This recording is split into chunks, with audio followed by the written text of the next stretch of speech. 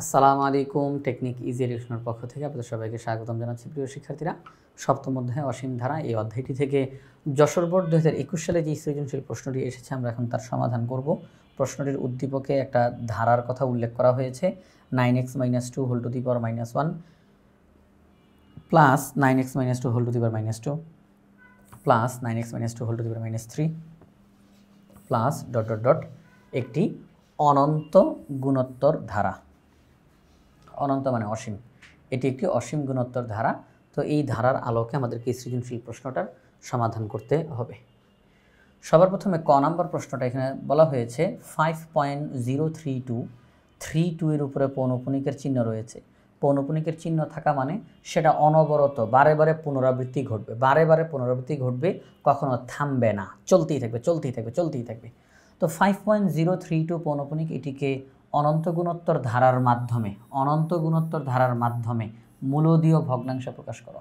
মূলদীয় ভগ্নাংশ মানে হচ্ছে সাধারণ ভগ্নাংশে প্রকাশ করতে বলছে, অর্থাৎ লব থাকবে ও হর থাকবে। এই মুহূর্তে এটা দশমিক ভগ্নাংশে আছে, এটিকে অনন্ত গুণোত্তর ধারার মাধ্যমে মূলদীয় ভগ্নাংশে প্রকাশ করার জন্য, অর্থাৎ লব বাই হর আকারে প্রকাশ করার জন্য বলা হয়েছে। চলেন আমরা এখন ক নম্বর প্রশ্নটার সমাধান করে ফেলি। 5.032 পৌনঃপুনিক, আমরা দশমিকের আগে যে পূর্ণ সংখ্যাটা আছে তাকে আলাদা করে লিখে ফেলব। 5 প্লাস 0.032 পৌনঃপুনিক, দেখেন একত্র করলে কিন্তু এইটাই ঘুরে ফিরে হবে। আচ্ছা, এই মুহূর্তে এই যে 0.032 পৌনঃপুনিক, এটার মানে কি যদি একটু ভেঙে লিখি, 0.0323232323232 চলতেই থাকবে ডট ডট ডট দিলাম আমরা। এখন আমরা যেই কাজটা করবো প্রিয় শিক্ষার্থীরা, আমরা এখন মূলত এই যে 0.0323232 ডট ডট ডট এটিকে একটি অনন্ত গুণোত্তর ধারায় প্রকাশ করার চেষ্টা করব। এবং সেই চেষ্টাটা কিভাবে করে করব, সবাই একটু খেয়াল করি কিভাবে করে করব। সেটা হচ্ছে পৌনঃপুনিকের চিহ্ন প্রথমবার যেখানে গিয়ে শেষ হইছে, প্রথমবার যেখানে গিয়ে শেষ হইছে, পৌনঃপুনিকের চিহ্ন প্রথমবার শেষ হইছে এই জায়গাতে, এই যে প্রথমবার শেষ হইছে এই জায়গাতে এসে এই যে 32, তাহলে 0.032 আমরা লিখলাম, প্লাস এর পরের বার যেখানে শেষ হয়েছে পৌনঃপুনিকটা এই যে এখানে এই 32তে, এখন আমি এই 32 যে লিখব তার আগের সবাইকে 00 বানাই ফেলবো, সবাইকে 00 বানাই ফেলবো। এই 32 লেখার আগের সবাইকে 00 লিখে ফেলবো, 0.00032। এর পরের বার আমি এই যে পরবর্তী যে পৌনঃপুনিকটা এই যে 32 মানে পুনরাবৃত্তি হয়েছে যেটা, এটা লিখতে গিয়ে তার আগের সবাইকে 00 দিয়ে লিখবো, সবাইকে 00 দিয়ে লিখবো, তাহলে 0.0000032। তো এটা তো চলতেই থাকবে। আমি যদি আবার 32 লিখি তাহলে আবার আগের সবাইকে 0 দিয়ে লিখে এই 32 লিখবো, তো এটার পুনরাবৃত্তি ঘটতেই থাকবে। আমরা কমপক্ষে 3 বার লিখবো, কমপক্ষে 3 বার লিখবো, একবার 2 বার 3 বার, এটা কিন্তু বাধ্যতামূলক না যে লিখতেই হবে, কমপক্ষে 3 বার লিখবো, চাইলে আরও বেশি লেখা যাবে, তবে কমপক্ষে 3 বার না লিখলে এটা যে ধারাতে রূপান্তরিত হয়েছে এটা বোঝা যায় না, এই জন্য আমরা 3 বার লিখবো। তো এই মুহূর্তে ব্র্যাকেটের ভিতরের যেই অংশটা, প্রিয় শিক্ষার্থীরা, ব্র্যাকেটের ভিতরের যেই অংশটা এটি অনন্ত গুণোত্তর ধারায় প্রকাশিত হয়ে গিয়েছে। আমরা এখন এখানে সূত্র প্রয়োগ করার চেষ্টা করব। এটা প্রথম পদ, এটা দ্বিতীয় পদ, এটা প্রথম পদ 0.032, সাধারণ অনুপাত আর এর মান দ্বিতীয় পদকে প্রথম পদ দ্বারা ভাগ করলে 0.01 আসে। অনন্ত গুণোত্তর ধারাটির অসীমতক সমষ্টি বের করব, কারণ এই অসীমতক সমষ্টি বের করার মাধ্যমেই মূলত আমরা মূলদীয় ভগ্নাংশের পথে রওনা দিলাম। তাহলে অসীমতক সমষ্টি S infinity equal to a/1 - r, a মানে প্রথম পদ, r মানে 0.01 আমরা বসাবো এখানের মধ্যে। হ্যাঁ, বসাই ক্যালকুলেশন করি, ক্যালকুলেশন করতে করতে এক পর্যায়ে আমরা পেলাম 16/495। এই যে আমরা মানটা পেলাম অসীমতক সমষ্টিটা, এখন আমরা কি করব দেখেন, আমি এই অসীমতক সমষ্টিটা বের করছি কতটুকু অংশের, এই ব্র্যাকেটের যে অংশটা এই ভিতরের পুরো অংশটাকে যোগ করলে, ব্র্যাকেটের ভিতরের পুরো অংশটাকে যোগ করলে আমরা পাই 16/495, আর তার সামনে যে আবার 5 প্লাস আকারে আছে। এখন ওই 5কে প্লাস করেন, কারণ ওই 5কে প্লাস না করলে তো আমি একদম অঙ্কের শুরুতে পৌঁছাইতে পারবো না। তো এই যে অঙ্কের শুরুতে না এখানে 5 আছে, তো আমরা তো এতক্ষণ যাবত অঙ্ক করছি এই ব্র্যাকেটের অংশটুকুর কাজ করছি। এখন এই অংশের যোগফল যা বের হইছে তার আগের অংশটা যোগ করেন, তাহলে পুরাটা হয়ে যাবে, ওকে, ঠিক আছে। তো এখন দেখেন আমরা লিখলাম যে 5.032 পৌনঃপুনিক, তার মানে 5 + 0.032 পৌনঃপুনিক। আর এই অংশটা মানে হচ্ছে এইটা, হ্যাঁ, 16/495। তো 5-এর সাথে যখন আমরা এই ভগ্নাংশটা যোগ করব, ক্যালকুলেশন করলে এটা আসে নিচে 495, উপরে 2491। নিচে 495, উপরে 2491। এই যে ফলাফলটা আসছে প্রিয় শিক্ষার্থীরা, সবাই একটু খেয়াল করেন। এই যে ফলাফলটা আপনারা দেখতে পাচ্ছেন, এখানের মধ্যে 2491কে যদি 495 দ্বারা ভাগ করা হয়, তাহলে ফলাফল হবে 5.0323232। চলবে চলবে চলবে, লব বাই হর আকারে প্রকাশ করা হয়ে গেছে। আমি আপনাদেরকে একটু ক্যালকুলেটরের মাধ্যমে দেখাই। হ্যাঁ, আপনাদেরকে আমি একটু ক্যালকুলেটরের মাধ্যমে দেখানোর চেষ্টা করি। এই যে 2491, তাকে আমরা ভাগ করব 495 দ্বারা। এই যে আপনারা আশা করি দেখতে পাচ্ছেন 5.032323232 চলবে চলবে চলবে চলবে চলবে, এটা কোনো শেষ নাই, চলতেই থাকবে। তাহলে আমরা এখানে 5.032 পৌনঃপুনিককে এই যে লব বাই হর আকারে প্রকাশ করতে পারছি। এই যে লব বাই হর আকারে আমরা প্রকাশ করতে পারছি প্রিয় শিক্ষার্থীরা, এই যে লব বাই হর আকারে প্রকাশ করতে পারছি, এটাই হচ্ছে মূলদীয় ভগ্নাংশ। তাহলে আমরা এই দশমিকের সংখ্যাটিকে মূলদীয় ভগ্নাংশে প্রকাশ করতে পেরেছি। এটা হচ্ছে আমাদের ক নাম্বার প্রশ্নের সমাধান। আমরা এখন খ নাম্বার প্রশ্নে চলে যাব। আমাদের খ নাম্বার প্রশ্নে কি বলছে, এখানে বলছে x = 1 হলে, x = 1 হলে প্রদত্ত ধারাটির প্রথম 10টি পদের সমষ্টি নির্ণয় করো। প্রদত্ত ধারা কোনটা? এই যে উদ্দীপকে যেই ধারাটা দেওয়া আছে, এই ধারাতে x এর মান 1 বসানোর জন্য। আচ্ছা, আমি যদি x এর মান 1 বসাই, তাহলে কি আপনারা 91 বলবেন? না না না, এখানে তো 9x, অর্থাৎ 9 × x। তো x এর মান 1, তাহলে 9 একে 9, 9 একে 9, তাহলে 9 - 2 ⁻1, 9 - 2 ⁻2, 9 - 2 ⁻3। তাহলে x এর মান যদি 1 বসাই, তাহলে যেই ধারাটা আমরা পাবো তার প্রথম 10টা পদের সমষ্টি আমাদেরকে বের করতে বলা হয়েছে। একেবারে সহজ একটা অঙ্ক। চলেন আমরা এখন সমাধানটা করে ফেলি। আমরা লিখলাম উদ্দীপকের ধারাটা লিখলাম, x এর মান 1 এখন বসাই দিই, 9 কে 9, 9 কে 9, 9 কে 9। তো 9 থেকে 2 বিয়োগ, 9 থেকে 2 বিয়োগ, জাস্ট 1টা বসাইলে কি হয় সেটা আমরা দেখাই দিয়েছি। তো 9 থেকে 2 বিয়োগ করলে 7, 7 ⁻1, 7 ⁻2, 7 ⁻3 ডট ডট ডট। আপনারা জানেন যে পাওয়ারের মধ্যে যদি মাইনাস চিহ্ন থাকে, তাহলে একটা 1 দিতে হয়, একটা ভাগ চিহ্ন দিতে হয়, মাইনাসটা বাদে বাকি অংশটা নিচে বসে। পাওয়ারের মধ্যে মাইনাস চিহ্ন থাকলে সেটা কারণে একটা 1 দিতে হয়, একটা ভাগ চিহ্ন দিতে হয়, মাইনাসটা বাদে বাকি অংশটা নিচে বসে। x এর মান যখন 1, তখন ধারাটা এইটা।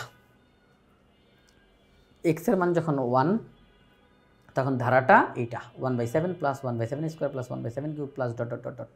এই ধারাটির প্রথম পদ, এই ধারাটির প্রথম পদ হচ্ছে 1/7। ধারাটির সাধারণ অনুপাত দ্বিতীয় পদ ভাগ প্রথম পদ, তাহলে ফলাফল 1/7। 1/7 এটা একটা প্রকৃত ভগ্নাংশ। লব ছোট হর বড়, লব ছোট হর বড়। এই যে লব 1 হর 7, তাহলে লব ছোট হর বড়, এটা একটা প্রকৃত ভগ্নাংশ। আর প্রকৃত ভগ্নাংশ মানে 1 এর চেয়ে ছোট। প্রকৃত ভগ্নাংশের মান 1 এর চেয়ে কম, তাহলে r এর মান 1 এর চেয়ে কম। আচ্ছা, r এর মান 1 এর চেয়ে কম না বেশি, এটা দেখানোর কি প্রয়োজনটা পড়লো? কেন আমরা এটা দেখাইলাম? তার কারণ r এর মানের উপরে নির্ভর করে আমরা সমষ্টি সূত্র কোনটা ব্যবহার করব। r এর মান 1 এর চেয়ে কম হইলে এক সূত্র, r এর মান 1 এর চেয়ে বেশি হইলে আরেক সূত্র। এই কারণেই আমরা এখানে দেখাই দিতে বাধ্য হইলাম যে r এর মান 1/7, এটা 1 এর চেয়ে কম, তো ওই হিসাবে আমরা এখন সূত্র অ্যাপ্লাই করব।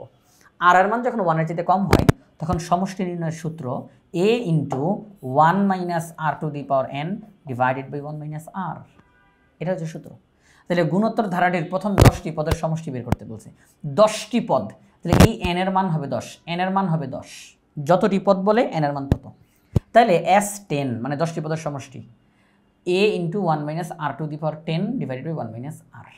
এখন a এর মান 1/7, r এর মান 1/7 আমরা বসাবো, ক্যালকুলেশনটা সামনের দিকে এগিয়ে নিয়ে যাব। আচ্ছা, তাহলে এখানের মধ্যে আমরা মানগুলো বসিয়ে ফেললাম। প্রিয় শিক্ষার্থীরা, ব্র্যাকেটের উপরে যে 10 আছে, 1কে পাওয়ার 10 করলে 1ই হবে, 7কে পাওয়ার 10 করলে 7⁻10 হবে। 1 থেকে যদি 1/7 মাইনাস করি, তাহলে আমরা পাবো 6/7। কি পাবো? 6 6/7। আর এই যে উপরের যে অংশটা, এখানে যদি আমরা এখন বিয়োগ করার চেষ্টা করি, তাহলে দেখেন 1 - 1/7 টু দি পাওয়ার 10। 1-এর নিচে মনে মনে 1 আছে, 1 আর 7 টু দি পাওয়ার 10, লসাগু কী হবে? 7 টু দি পাওয়ার 10।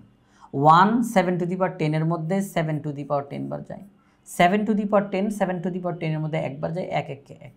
তাহলে এই হচ্ছে বিষয়, যে এই হচ্ছে বিষয়, এই অংশটা এখানে লেখা হয়েছে। ঠিক আছে, ওকে, ঠিক আছে। এর পরের যেই ঘটনা সেটা হচ্ছে যে এইটার সামনে যে গুণ চিহ্ন দিয়ে 1/7 আছে, গুণ চিহ্ন দিয়ে 1/7 আছে, এই যে 1/7। তো এই যে 1 এটা উপরে আর 7 নিচে, তাহলে উপরে উপরে গুণ, নিচে নিচে গুণ, উপরে উপরে গুণ, নিচে নিচে গুণ। মানে কি বুঝাইতে চাইলাম সেটা হচ্ছে এই যে আর এই যে, সবাই একটু খেয়াল করেন দাগটা যে দিচ্ছি, মাঝখানে গুণ চিহ্ন, তাই না?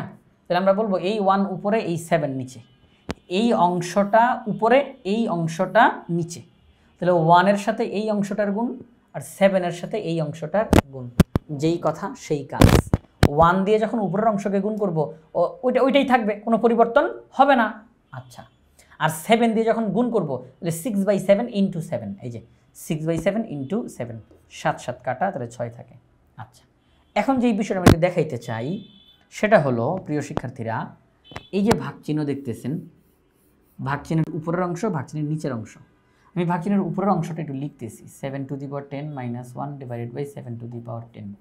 দেখেন, ভাগ চিহ্নের উপরের অংশটা লিখলাম, ভাগ চিহ্নের উপরের অংশটা লিখলাম। এখন ভাগকে যদি উল্টাই দিই তাহলে গুণ হবে, আর ভাগের পরে যে আছে সে উল্টাইয়া যাবে, সে উল্টাইয়া যাবে।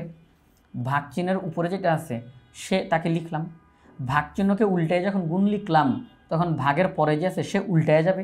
এই 6 উল্টে গেলে কী হবে? 1/6, কারণ 6-এর নিচে মনে মনে 1 আছে, এটা উল্টে যাবে 1/6। এই হচ্ছে বিষয়। আবার একই রকমের কাজ, উপরে উপরে গুণ, নিচে নিচে গুণ। ঠিক আছে, উপরে উপরে গুণ, নিচে নিচে গুণ।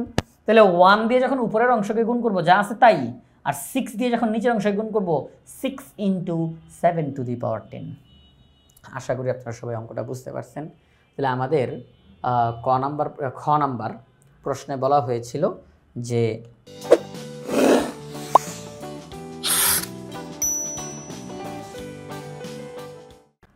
এক্সের মান যখন 1 হয়, এক্সের মান যখন 1 হয়, তখন এই ধারাটার প্রথম 10টি পদের সমষ্টি নির্ণয় করো। আমরা প্রথম 10টি পদের সমষ্টি নির্ণয় করে দেখিয়েছি 7 to the power 10 - 1 divided by 6 into 7 to the power 10। এবার আমাদেরকে গ নাম্বার প্রশ্নে বলছে, যেই প্রশ্ন আপনারা জানেন যে অধ্যায় 7 মানে এই প্রশ্ন মাস্ট, ঠিক আছে, সেটা হচ্ছে এক্সের উপর কী শর্ত আরোপ করলে প্রদত্ত ধারাটির অসীমতক সমষ্টি থাকবে এবং সেই সমষ্টি নির্ণয় করো। এই যে উদ্দীপকের মধ্যে যেই ধারাটা দেওয়া আছে, এখানের মধ্যে এক্স দেখা যাচ্ছে, এই যে এক্স। তো এই এক্সের উপরে কী শর্ত আরোপ করলে প্রদত্ত ধারাটির অসীমতক সমষ্টি থাকবে এবং সেই সমষ্টি নির্ণয় করো। এক্সের উপরে শর্ত আরোপ করা মানে কি? এক্সের উপরে শর্ত আরোপ করা মানে হচ্ছে এক্সের মান কত হইতে পারবে, কত হইতে পারবে না, তার একটা বিধি নিষেধ দেওয়া। শর্ত মানে কি? একটা বিধি নিষেধ দেওয়া, এটা মানতে হবে, এটা করা যাবে না, এটা করতে হবে, তাই না? এটাই তো শর্ত, এটাই তো শর্ত। আচ্ছা, পরীক্ষার মধ্যে পাশ করতে হলে শর্ত কি? কমপক্ষে 40 নম্বর পাইতে হবে, কোথাও কোথাও হয়তো বা 33-এ পাস, তাই না? তো এই যে পরীক্ষায় পাশ করার জন্য একটা নাম্বার দেওয়া আছে, এটার কম পেলে তো পাশ করা যাবে না, তাই এটা একটা শর্ত। পরীক্ষায় পাশ করতে হলে কমপক্ষে 40 নম্বর পাইতে হবে, এটা তো একটা শর্ত, যে 40-এর কম পাওয়া যাবে না, তাহলে আপনি আর পাশ করতে পারবেন না, তাই না? আচ্ছা, তো এখানের মধ্যে এক্সের উপরে কি শর্ত আরোপ করলে আমরা প্রদত্ত ধারাটির অসীমতক সমষ্টি পাবো? তার মানে এক্সের মান কতর চাইতে বেশি হইতে হবে, কতর চাইতে কম হইতে হবে, একটা সীমানা দিতে হবে আমাদেরকে। তো এক্সের উপরে শর্ত আরোপ করলে যাতে করে অসীমতক সমষ্টিটা পাওয়া যায় এবং সেই সমষ্টিটা আমাদেরকে বের করতে বলতেছে। চলেন আমরা অঙ্কটার সমাধানটা করে ফেলি। আমরা উদ্দীপকের ধারাটা লিখে ফেললাম। উদ্দীপকে যেই ধারাটা দেওয়া আছে সেই ধারার প্রথম পদ আমরা লিখে ফেললাম। উদ্দীপকের ধারাটির প্রথম পদ লিখে ফেললাম। আপনারা জানেন যে পাওয়ারের মধ্যে মাইনাস চিহ্ন থাকলে একটা 1 দিতে হয়, একটা ভাগ চিহ্ন দিতে হয়, মাইনাসটা বাদে বাকি অংশটা নিচে বসবে। এবার সাধারণ অনুপাত বের করব।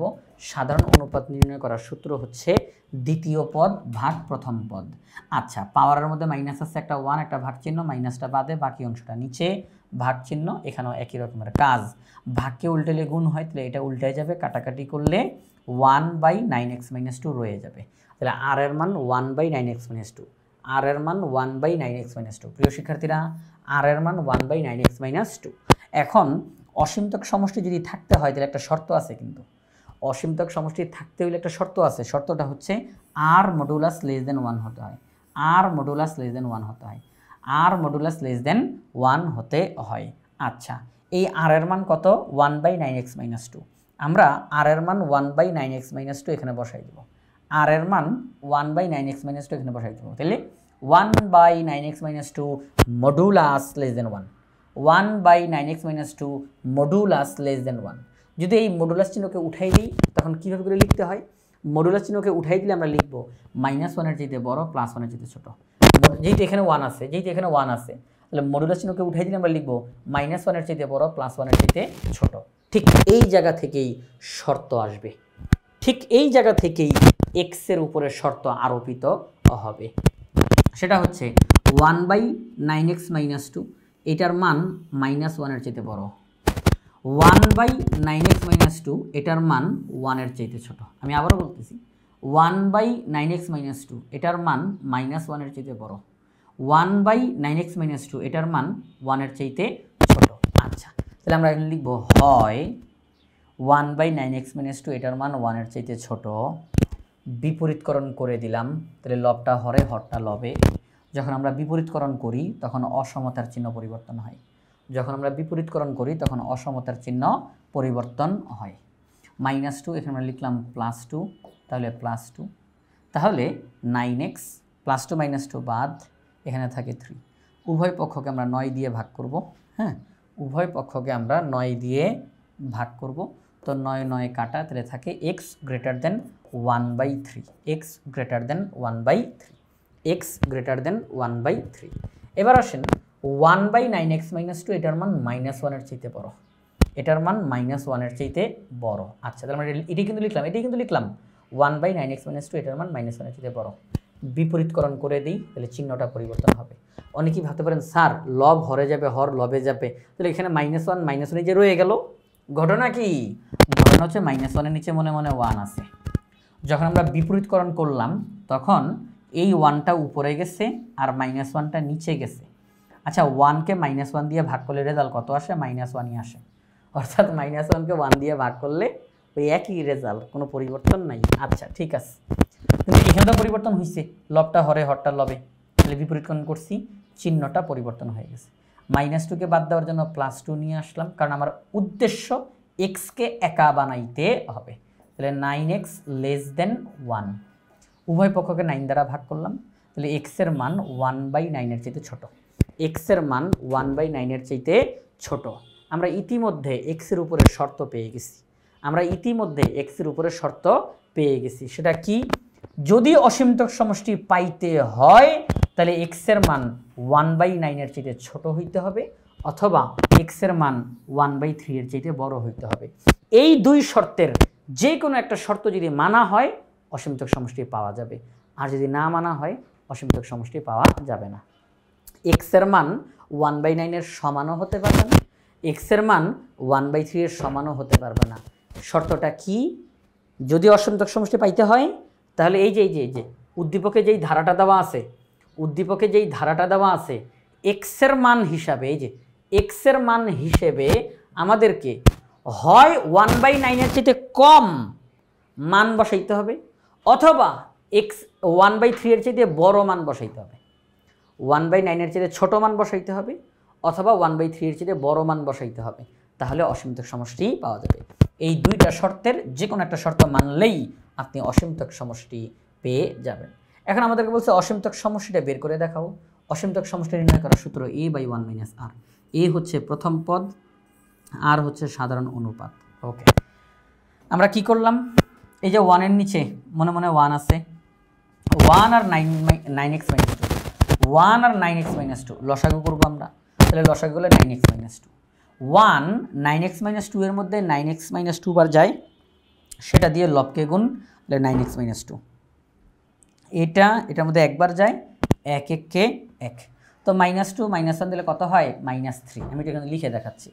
উপরের অংশটা 1/9x - 2 ডিভাইডেড বাই 9x - 3, এই যে -2 -1 -3 ডিভাইডেড বাই 9x - 2। প্রিয় শিক্ষার্থীরা খেয়াল করে দেখেন, এই যে ভাগ চিহ্নটা, এই যে ভাগ চিহ্নটা, এটার উপরের যেই অংশটা 1/9x - 2, হ্যাঁ, উপরের যেই অংশটা তাকে লিখলাম। এই ভাগ চিহ্নকে যখন আমি উল্টাইয়া গুণ করব, তখন ভাগ চিহ্নের পরের অংশটা উল্টে যাবে না? ভাগ চিহ্নের উপরের অংশটা লিখলাম, এবার ভাগ চিহ্নকে উল্টায় যখন আমি গুণ করব, তখন ভাগের পরের অংশটা উল্টে যাবে না? তখন উল্টে কি হবে? 9x - 2 উপরে বসবে আর 9x - 3 নিচে বসবে। এটা কাটা, তাহলে 1/9x - 3 রয়ে যায়, 1/9x - 3 রয়ে যায়। আচ্ছা, তাহলে আমরা এখানে অলরেডি আপনাদেরকে হিসাব দেখানো হয়ে গেছে, অসীমতক সমষ্টি আমরা পেয়ে গেছি। এবার আপনি x এর মান, এই যে শর্ত দেওয়া আছে, আপনি এই শর্ত অনুযায়ী x এর মান বসাই দেন, অসীমতক সমষ্টি আপনার সামনে চলে আসবে। আপনি 1/9 এর চাইতে কম কোনো মান এখানে বসাই দেন, অসীমতক সমষ্টি আপনার সামনে চলে আসবে। 1/3 এর চাইতে বড় কোনো মান এখানে বসাই দেন, অসীমতক সমষ্টি আপনার সামনে চলে আসবে। আমরা অসীমতক সমষ্টিটাও নির্ণয় করে ফেললাম। ঠিক আছে, তাহলে আমাদেরকে গ নাম্বার প্রশ্নে যেটা বলছিল যে x এর উপরে কি শর্ত আরোপ করলে প্রদত্ত ধারাটির অসীমতক সমষ্টি থাকবে, সেটা আমরা নির্ণয় করছি এবং সমষ্টিটাও আমরা নির্ণয় করে দিয়েছি। তো প্রিয় শিক্ষার্থীরা, যশোর বোর্ড 2021 সালে আসা এই সৃজনশীল প্রশ্নটা আমরা বাংলাদেশের সর্বপ্রথম পূর্ণাঙ্গ ডিজিটাল সহায়ক বই ইজি হায়ার ম্যাথ বই থেকে আমরা সমাধান করেছি। ইজি হায়ার ম্যাথ বইয়ে প্রত্যেকটা টপিক্সের সমাধান করে দিয়ে সেগুলোর ভিডিও ধারণ করে কিউআর কোড দেওয়া থাকবে। শিক্ষার্থীরা যে কোনো সময় প্র্যাকটিস করতে গিয়ে নির্দিষ্ট টপিক্সের পাশে যে কিউআর কোডটা আছে, স্ক্যান করার সাথে সাথে ওই নির্দিষ্ট টপিক্সের সমাধানের ভিডিও তার সামনে চলে আসবে। এটা শিক্ষার্থীদের জন্য অনেক বেশি উপকারী হবে। তাই আশা করব আপনারা সবাই ইজি হায়ার ম্যাথ বইটি সংগ্রহ করে ফেলবেন ইনশাআল্লাহ।